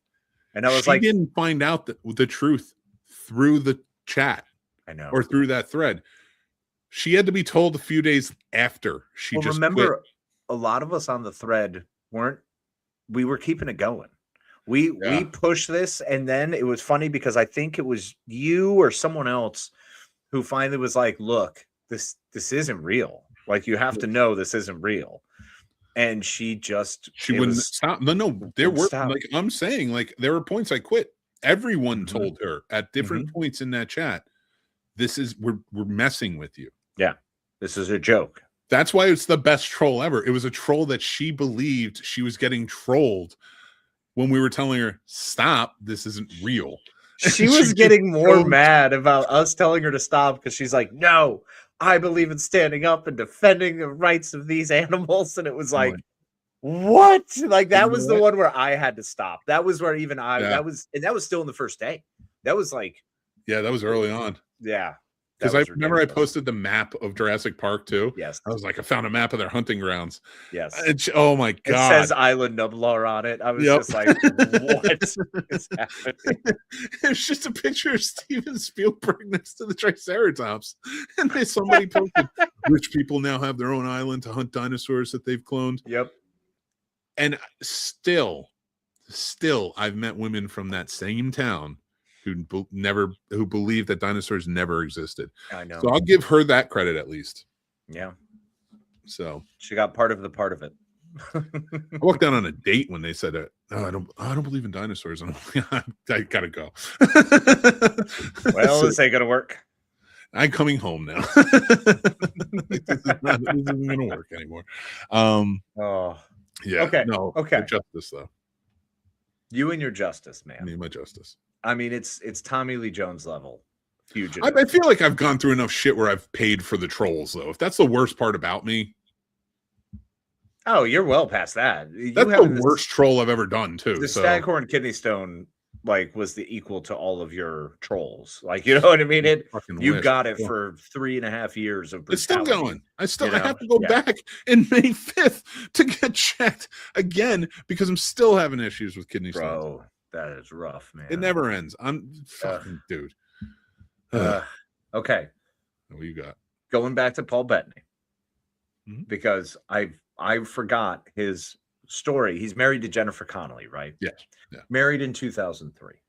So this is before Wimbledon, right around the time I believe he's shooting Wimbledon. He's already done A Beautiful Mind. He's done what was the other one? Gangster Number One. Good one. Which was great. Yeah. What was the other big one before that for him? He did A Knight's Tale before that, yes? Yes, Knight's Tale was 2001. Yep, 2001. 2001? Yeah, oh, I know. I know. So and then Master and Commander was 2003. So Jennifer Connelly, 2003, he finds out she got divorced or whatever, she was single, and he gets his manager and agents to reach out to find her, to get a message to her that he's always found her beautiful and he wants to take her out to dinner. And she said yes. And that's how their love story started, and now they're married. I think that's a respectful way to go too. Like you went through the channels. You didn't just like I feel like it's creepier if you go and like find the person. Yeah, and you're like standing outside with like, you know, an umbrella and flowers, and it's not raining. So and she doesn't even know you're there, so it's even weirder because it's like for hours. You're just standing there for hours. She didn't even work there anymore. She hasn't told you about the new place. It's just one of those things. Listen, and that's why LinkedIn lies. Everybody has to update their LinkedIn, otherwise I won't know where to find you. Oh my God, don't update your LinkedIn. Work from home. Oh, I can work with that. No! Get AET. Oh God. This is why the Second Amendment should exist, is because there's no privacy anymore. Yeah. There we go. I solved the Constitution. That's why the Second Amendment should exist. But we need to fix some shit. Yeah, no, there's definitely levels we need to go through, and the beauty is we're on our way. We're getting there. One step at a time. Society's moving forward. Humanity will continue forward. Different nations will continue to change. The face of the earth will shift. And this too shall pass. I figured out what I would do with my teleport portals. Oh my God. Would you go back in time and hang out with James Vanderbeek? Can you go back in time? Yeah, TVA teleportation portals. Yeah, we were doing TVA portals, right? Oh, you know what? I was still thinking of it from the Picard perspective, but yeah, I see what you're saying. Okay. Actually, no. Don't be sorry. Hold on. I think I'm joining on a new train here. You know what I love about this too? We don't even have to actually like go back and stop slavery. We can just go back and kill slave owners. My justice meter is off the chain right now. I want a time travel. Like, yeah, I don't want to try and travel in a car. I want the portal, like the TVA portal, because then you can go back, do what you got to do. Mm-hmm. Oh my God, dude, we could be like Punishers who go back in time and just like take out people. Hell yes, it'd be amazing. Oh man, Archduke Franz Ferdinand turns down the wrong road, and it's like, not with us here, jerks. You're good, Archduke. Literally, Archduke, all you have to do is stay straight. Don't turn. Just stay straight.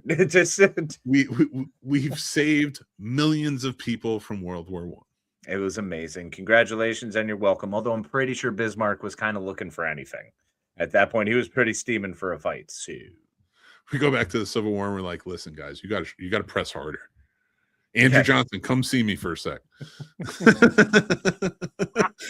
We got to talk to you for a second. It's just you hold them back, and I'm just like punching them in the stomach. Just like, give them the gut shots, man. Give them the reconstruction and reparations they deserve. I'm not even going to stop the murder of Lincoln. You know why? Because I think that was a polarizing important thing that needed to happen. I think. You know how much we know about John Wilkes Booth? You know how much we know about Lee Harvey Oswald? You know what we don't know anything about? Who's that kid from Butler? Yeah. Case in point. Yep. So I would go back and I think just taking Andrew Johnson's power and literally like having him work from behind the scenes all the time, like he's a corpse, but I could use my programmable matter to like sound like I could get an accent like him, because I'm sure he had a Tennessee accent and sounded something dumb, some kind of idiot, that Andrew Johnson. So I would get my matter to look like him and move his face, even though he's just a corpse. So I just have it moving his face in a dark place, because everything in the 1800s is dark, because it was before electricity and their candles aren't that bright. So I'm saying, we got some seriously good stuff here, man. I could run the country and we could make the Reconstruction a whole different thing. But I'm trying to all right, so say we had, like, for me, like when I had the teleport thing, I was like, oh man, everybody would be in trouble, because it would like legit be like, because everybody's on the fucking news now, all this administration and stuff. Mm-hmm. And I just walk out, and you ever see those videos where like somebody walks up and just like full on haymaker, cocked back, like walks through the door and just knocks the person out? I do. Perfect on the chin. Yep. Just a fall forward. That would be how I spent my days. Oh yeah. And you never know who at what point. Well, and that's the beauty of it, is you just walk around just breaking jaws. Dude, like someone asks what you do, you'd be like, I'm a draw specialist. Who's that relocation idiot that taps his face with a hammer to make it look more chiseled? I would just walk in with my double chin and knock that jaw across the room. He can stay. That jaw's going over there. You better be careful, because that jaw might hurt your hand, and your hand is your moneymaker. My hands are, dude. My hands are shot. They're done. Like my feet and my hands are so nerve damaged that I could hit anything and they'll bleed, but I'll be all right. Like, I don't feel it anymore. I really want to get you just a pair of gauntlets. So as you're going through, you have these big gauntlets. So like when people ask, like, Daddy, where you're going? You're like, well, I put on my hurting mittens. And it's time to just go pop them. Hurting mittens. I got the iron gloves from the man with the iron fist. Yes. I love it. Yeah, I'm down. No, they have to look like Infinity Gauntlets. I'm too much of a geek, not that. Oh, yes. You have one Infinity Gauntlet and one that's like that. I'm just gonna start hitting people with those on. Yes. Or you could do Sauron's like giant like gauntlet with the point. Yeah, the big black one. Yeah, that'd be Yeah, cool. that one was cool. My hands are big enough for both. You have an Infinity Gauntlet and the Sauron Gauntlet, the old 2-piece and a biscuit. I feel like those are the only they're the only gloves that would probably fit me at this point. Oh yeah, for you, My hands are Perfect. too big. Completely understandable. Oh, but they don't fit in things, and it's weird. You're like Marv over there. I got my mitts. Hey, got some mitts here. Let's go knock some motherfuckers out. Marv, good to see you. Let's go. Oh my god. Oh, I'm thinking of all the people I would knock out too. Yeah, That should be fun. it would be great. That would be a really fun hit list. Literally just a punching list. Like you just go around and just punch them as hard as you can with a big old gnarly gauntlet. And I'm sorry, but if you're a supervillain, and I'm not just talking about here in this country. If you're a supervillain out there in the world causing trouble, I don't care. Man, woman, child, and everything in between. Well, maybe not child. I'm not gonna add a child. That was a little bit too much, but You were really going. You were really committed. but I was thinking about like evil, like demon children, you know, because they're out there. But like when I say children, I'm like they could be like the Doge kids that are like 22. No, I get it. I mean, You know, literally those at this children point, to me. anyone who's under 25 is a child because their brain isn't fully developed. Yeah, like And you when don't I think hit any about kids, you don't hit them. Think when they're about where young. we were when we were before pre-25 into 25, man. I was I an brain idiot. damage. I have no doubt. Yeah. I probably have CTE. Yeah, I'd mess myself up in many many ways.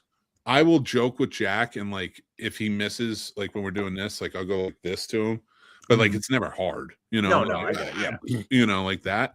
Yeah. And I'm like, oh my god, what if I hurt him? Like, what if I hurt his brain? He's developing. And I'm like, I don't want to do that, even though it's like legit like this. Like, you know, it's like I've not hit him, but like I've like played like harder than when I do that. So when I think about that, I'm like, I've taken full-on punches from adults. Dude, you and I got smacked way harder than that. You know, ran into stuff way harder than that, fell down things way harder than that. About all the shit I did that was stupid. Woo. Talking about the shit that was done to me. Yeah. I remember fighting when we were even just other kids. Remember fighting? That shit was like you thought you might die. Yeah, because we get brutal. Like as kids, you don't have nearly the limitation factors. So you do dumb stuff hard. Yeah. There's a lot different when we moved to the suburbs, though. Those kids are like, you're kind of a pussy. You know? And I'm not like picking on suburban kids. No. It's so like, funny though, because I grew up on the Appalachian Trail raising cows and pigs on a farm. I'm not fucking on the in a Appalachian Trail. totally different world. But then I also was suburban kid because I would go and hang out with dad, and we were in the suburbs of Northern Virginia or Germany or these other sides. So it was kind of this weird thing where I was a man of two worlds. I was Spock. I had my Earth life and my Vulcan life. You know, I had these two different parts of me, and it was very different. So socioeconomic stuff never made sense to me. So when people would put other people down because of money, I was like, well, that's just fucking dumb. That's literally like, that's lesson one. Why would you insult someone because of the means of their parents? Like, that's pathetic. I went to Catholic school and got picked on for what I was wearing. Yeah, I'm not bullshitting you, and you know exactly what the fuck I'm talking about. We all wore the same thing. And I would say that to him. I'm like, you know, there were times where I would, you know, get in trouble after a fight or something. Like, what happened? I was like, oh, he was messing with me. What was he saying? I was just picking on like the clothes I wear and stuff, and like, you know, shit like that, like just kind of a passive thing. And they'd be like, we all wear the same thing. And I'm like, I know, kids are just assholes. Like, what do you want?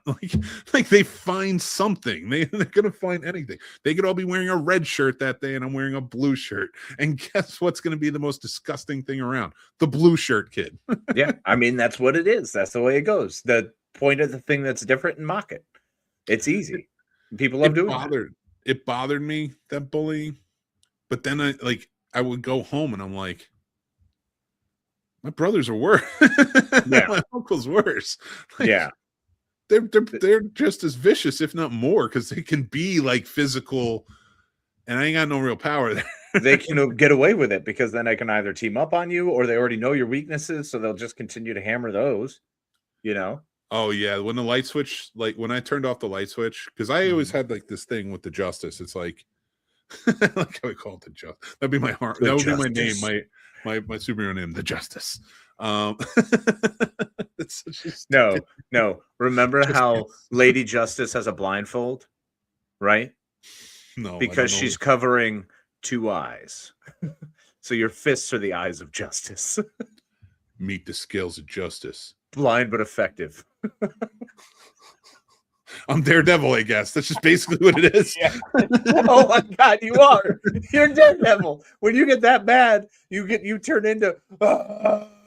Yeah. Honestly, I do. That's like my thing. Yeah. Like that's the thing too. And I'm like, the thing about Daredevil that I've always like realized is like I just take hits. Like people, like I know how to block, but like when I get in and I'm hard charged, I'm like, go ahead and hit me. You're gonna have to kill me before I get to you. Well, And I don't care if you're hitting me. It charges you up. There's certain like people who, when you take the damage, you go, you know. I know it does really charge me up. But that was the thing. I had a light switch where it was like, don't hurt people you care about. Yeah. And you know that. Like, Absolutely. don't hurt them, hold them back, do whatever. Don't hurt these people you care about. Well, that light switch went off. And now it's like, I'm glad it's just like a stalemate. Let's just leave each other alone. Because that light switch went off, and now every piece of damage those people have seen me do, they'll know what's coming. And now I'm at a point where, like I said, I almost died twice. I'm ready. I'm ready to see what's on the other side. Oh my gosh. I'm not going to do it, but I'm ready. be around for your sons. Give yourself a couple years. I mean, listen, if you allow me, not you, but as individuals out there, if they don't test me too much, I will be. So you're asking them to not push you because you're close to the edge, and you're trying not to lose your head. It's like a jungle sometimes. It makes me wonder how I keep them going under. I love that song. And that is a Friday night, baby. That's how you Friday night with the Scene Snobs. Oh, man. All right. That was a good talk. We didn't talk about pet peeves at all, but whatever. That's the show. Oh, we'll come back to it. You know, we'll get there. Just you got to come back next week. Well, maybe we'll get there. You talk in the comments and you tell us. If you're tell not us here what annoys you, because I want to discuss your annoyances, because that's funnier to me than going through my own annoyances, because then it just makes me annoyed. That's true. Oh, fuck. Is that what we're going to do next? Is talk about my annoyances? I want to talk about everyone else's annoyances, because my annoyances just annoy me and they're not funny. And but my annoyances are like a scroll that just keeps rolling. Oh, I know, but that's why it'd be funny for me. There's so many things that annoy me. It's so bad. And I'm not even talking about movies. No, I know you're not. That's why I started this pet peeve list as like just being like the basic tropes that annoy me. And then it turned into different camera angles that annoy me. Then it turned into different pacing that annoys me. And I'm like, I'm annoyed by too many things in my older age. Yeah, that makes sense. To actually leave it off where we actually do touch down on a pet peeve, we're using Dutch angles wrong. Yeah. That drives me up a fucking wall because it's always most frustrating thing on earth. Also, if you're going to do a camera crane shot, you know what is the most infuriating thing in my life is when there's a pause, when there's a hiccup, when they're clearly making the pull and then there's a hoot and then it backs out more. It's like, that was the best you had. Please tell me that was a time constraints issue, because oh my God. Doing Chapman, you can get Chapman crane certified by Chapman. And it's like I told a lot of people back then, I was like, it's worth it. Do it. Dang. Go get trained by Chapman, because they do the dollies, they do the crane, they do jib, the jib you can kind of get, like they have it too. And I'm sure they've expanded into drones since I was like, out there. Yeah. But there's probably a helicopter specialist too, where like there's some sort of don't system. Doubt that. Yeah. And actually I feel bad about is the helicopter business that handles the movie side of it. Like that's going out of business because of drones. I mean, yeah, because half of it isn't necessary. You don't need to get those shots anymore that way. Now, I'm sure they still have usage of pilots and of, you know, helicopters in the scenes, you know, Yeah. and there are some things you can get that you can't get it with a drone because you can't attach certain cameras to certain drones. So I'm sure there are certain things that it still has play in. But you're right. I would call them nowadays like the horse stables of back like in the 90s. Like you're like, they're kind of going away. Yeah. Sad. It's 100%. Yep. Unforgiven was like the final horse stable movie where it felt like that was it. There was a lot of westerns that came out in the 90s though. They had like this resurgence, and then by 2000 they were like, Y2K bitches, get out of here. Well, 2000 was the end. I mean, when Texas Rangers didn't fly, I felt like that was kind of the last. Listen, the Texas last Rangers didn't fly for one reason only. It wasn't for him. Don't you say it. It was not for because him, of the beak. but not for the reason that you think. It's because they put Rachel Lee Cook, who I like. I love Rachel Lee Cook. But at that time, they wanted Joey with him. They wanted some Katie Holmes in there. You can't have somebody who kind of looks like Katie Holmes in there. No, that's fair. And look, Rachel Lee Cook is a weird one because, you know, you put her hair up in a ponytail and put glasses on her and she's an uggo. She's a real uggo. You take those things off and wow. So to kind of plug tomorrow night, we're doing on Popcorn and Pints, we're doing the 3 Carrie movies. Oh, awesome. 76, 2002, and 2013. Everybody wants to watch them, join in with us. But if you watch the 2013 version, yes, she's all that with horror. Yeah, it is. Like they over sexualized Carrie in that, and I'm like, this doesn't work in any way, shape, or form. Chloe Moretz Grace, it's too, and I don't want to say because she was like a kid in that, but like, even though it's weirdly over sexualized, though, she's in the makeup, she's dressed up nice, and she's supposed to be homely. She's supposed to be girl next door. So you do have that she's all that, but she doesn't ever glow up. Like her glow up is just wearing a dress and being pretty and having her hair done and looking pretty, looking natural. It's just kind of cleaned up a little bit, but just like, cleaned you're up. Still like a beautiful woman, right? You know, like and so like but whereas you go back to the original with Sissy Spacek, who's a beautiful woman. Yes, I take nothing away from her, but I don't know whether it's the makeup effects. It's also the way she like kind of had that look about her and such in the movie. It was the really, lighting like, too. The lighting really she looked very homely at the time. Yes, homely, and also they made her almost emaciated at certain times. Like they did a great job with the lighting in that. And I only know this because of you, my friend, because you had brought up, this was very early on in our friendship when you brought up lighting as one of the most important things. And I've always heard that. And I was like, well, let me see what the difference is. And Carrie was one of the movies I watched because I went through a few Spielbergs to see what they did.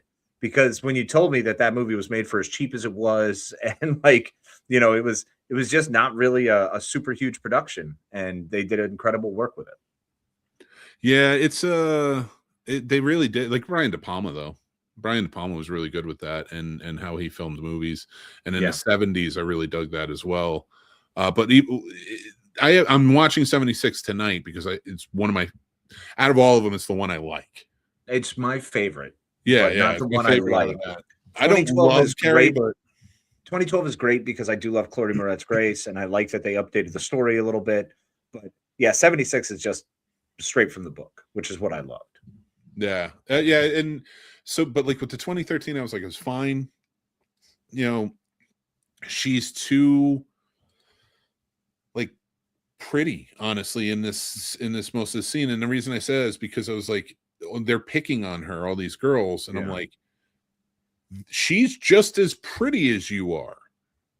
And as somebody who was considered ugly as a kid and picked on for it, I was a little bit. So, and you know, you got to give it to her. But like, she was just too pretty for it. Like, it just took you out of it. And then you go to the 2002, which is the worst fucking movie ever made on this planet.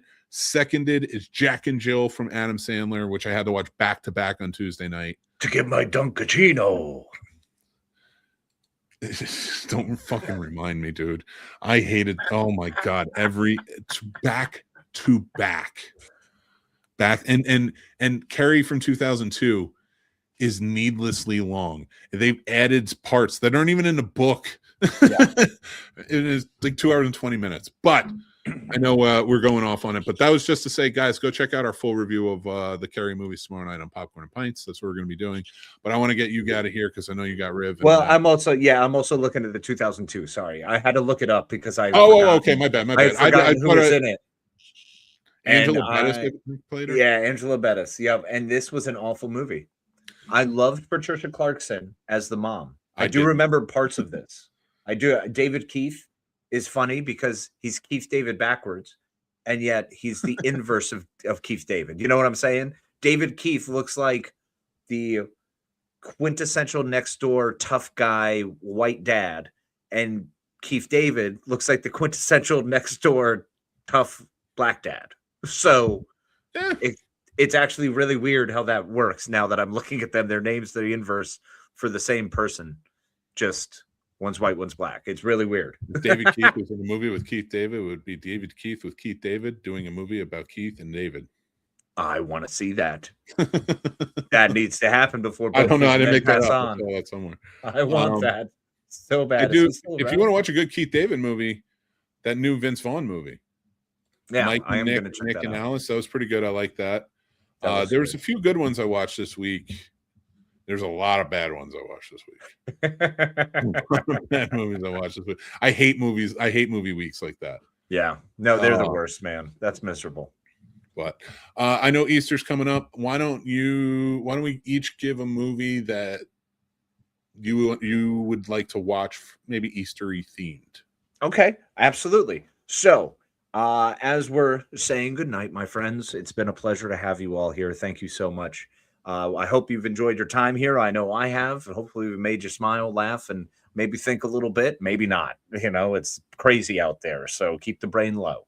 I just want to say I love you all. I appreciate you all. Thank you for listening. And this weekend, or whenever you think Easter, I want you to think about one of the best Easter movies around. And that's Ben-Hur. And I will die on that hill. That is the only time I want to see Big Chuck on my TV. Because I love the Heston. I love that version. And that rendition, especially during this holiday, is still my favorite version of Jesus. Because you never see his face. Yeah, I like that. I like that a lot. Well, I am going to be watching The Book of Clarence, which is my favorite movie version of Jesus. And for all of you out there, they have a white version too, a fake-ass white version too, played by Benedict Cumberbatch. And it's funny. But the movie is poignant. It's good. Lakeith Stanfield. That's one I'm gonna put on this weekend. My wife just watched Jesus Christ Superstar earlier. Awesome, so good. Good. Talking about rock operas. Yeah. And I did a classic film review tonight, given to us by one of our Patreon supporters, Bronson Wright. Thank you. Yeah, that's it. Bruce Almighty. That might be a fun one to watch. That could be a fun one to watch. Yeah. I have stumbled upon Easter Sunday from 2014. I have to see what this is about. It's a horror movie. Which one? Easter Sunday. Good luck. Have fun. Yeah, no, it's the 3.7 on IMDb. So, I'm not taking a chance anymore. I watched The Mortuary Assistant. Now it's terrible. I watched Jack and Jill because I had to review it on another guy's show. Johnny Loves Movies. Go check it out. Terrible. Carrie 2012. Terrible. Carrie 2002. Terrible. Carrie 2013. It just wasn't that it's good. Fine, but it's not going to carry the torch of 76, man. Super Mario Galaxy movie. It was fun. Sure. But it wasn't the first one. Yeah. The first one was special. Yeah. So a lot of bad, some good. Go check out the channel for that. Thank you to Casey for being here, hanging out. We had a good time. We're going to be back next week. We might talk some more pet peeves or do something else.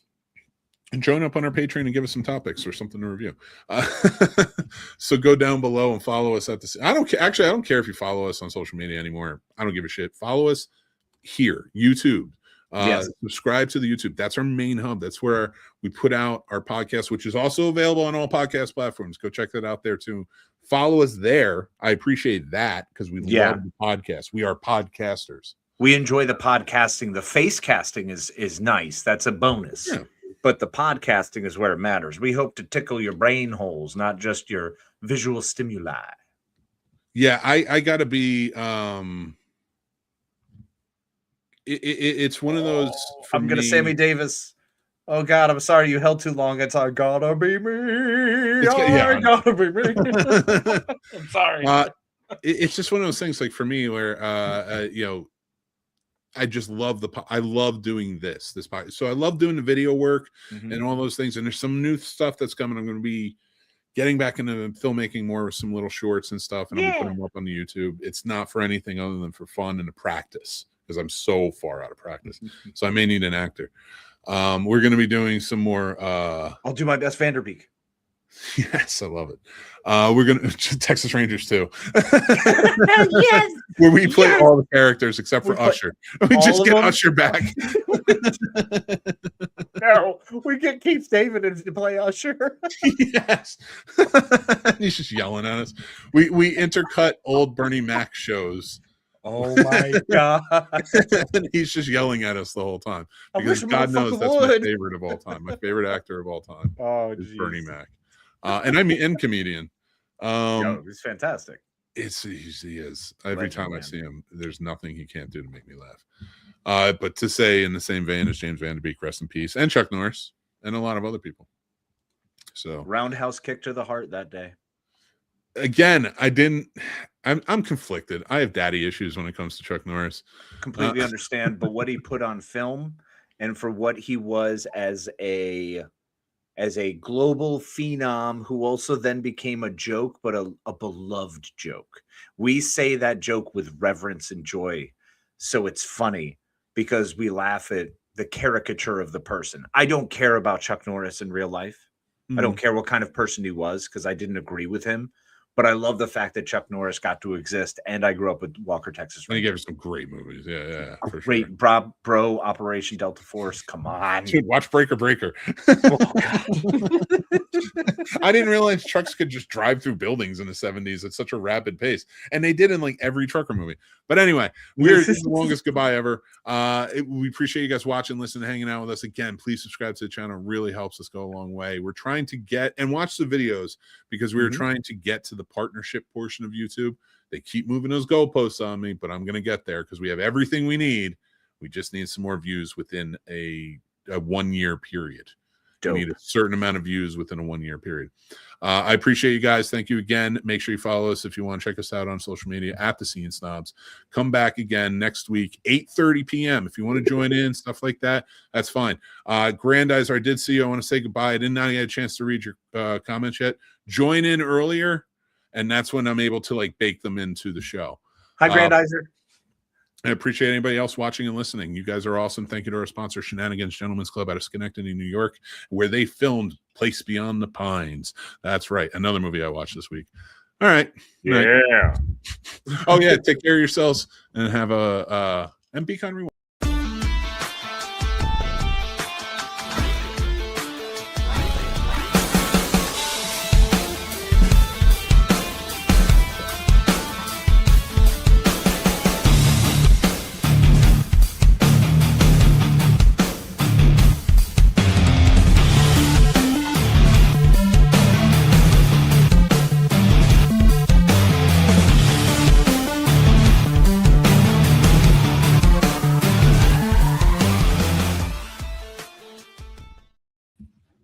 I love that